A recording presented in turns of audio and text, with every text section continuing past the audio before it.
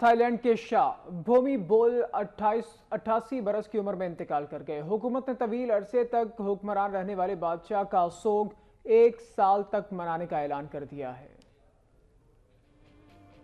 بھومی بول امریکی ریاست میساچیوسیٹس میں پیدا ہوئے۔ وہ 9 جون 1946 کو اپنے بھائی کے انتقال کے بعد تخت نشین ہوئے۔ انہیں دنیا میں طویل ترین عرصے تک حکمران رہنے کا اعزاز بھی حاصل تھا۔ شاہ بھومی بول نے اپنے 70 سالہ دور اقتدار میں ملک کو بہت سے سیاسی بحرانوں سے نکالا۔ حالیہ چند برسوں میں کنگ بھومی بول کی طبیعت خاصی خراب رہی، جس کی وجہ سے انہوں نے عوامی تقریبات میں شرکت محدود کر رکھی تھی۔ ایک روز قبل شاہی خاندان کی جانب سے ان کی صحت یابی کے لیے دعا کی اپیل بھی کی گئی تھی۔ 80 سالہ بادشاہ کے انتقال کی تصدیق شاہی محل کی جانب سے بھی کر دی گئی ہے۔